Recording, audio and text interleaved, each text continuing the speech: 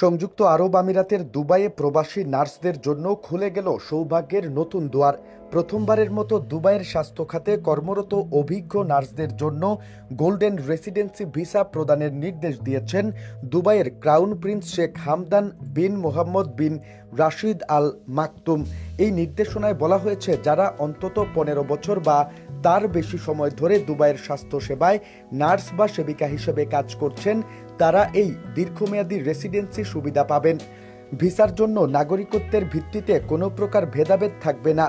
Dubai সরকার জানিয়েছে, এই সিদ্ধান্তের মাধ্যমে নার্সদের মানবিক সেবা ও স্বাস্থ্য খাতে তাদের অপরিহার্য ভূমিকার আনুষ্ঠানিক স্বীকৃতি দেওয়া হলো।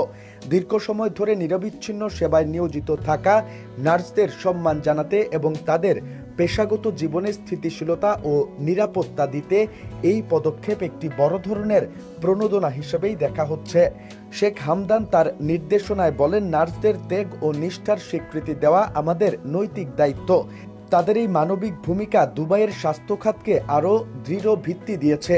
এই গোল্ডেন রেসিডেন্সি ভিসার মাধ্যমে নার্সরা 5 বা 10 বছরের জন্য দীর্ঘমেয়াদী বসবাসের সুযোগ পাবেন, যা নবায়নযোগ্য।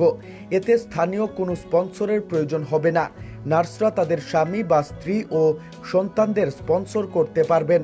এমনকি 6 মাসের বেশি সময় সংযুক্ত আরব আমিরাতের বাইরে অবস্থান করলেও ভিসা বৈধ থাকবে। গোল্ডেন ভিসার সুবিধাসমূহ: 5 বা 10 বছরের জন্য নবায়নযোগ্য রেসিডেন্সি, স্পন্সরের প্রয়োজন নেই, পরিবারসহ বসবাসের সুবিধা। ভিসা থাকা অবস্থায় 6 মাসের বেশি দেশটির বাইরে থাকলেও বৈধতা থাকবে।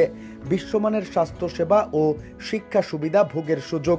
দুবাই সরকারের এই পদক্ষেপের মাধ্যমে প্রবাসী নার্সদের প্রতি শ্রদ্ধা ও কৃতজ্ঞতা প্রকাশ পেয়েছে।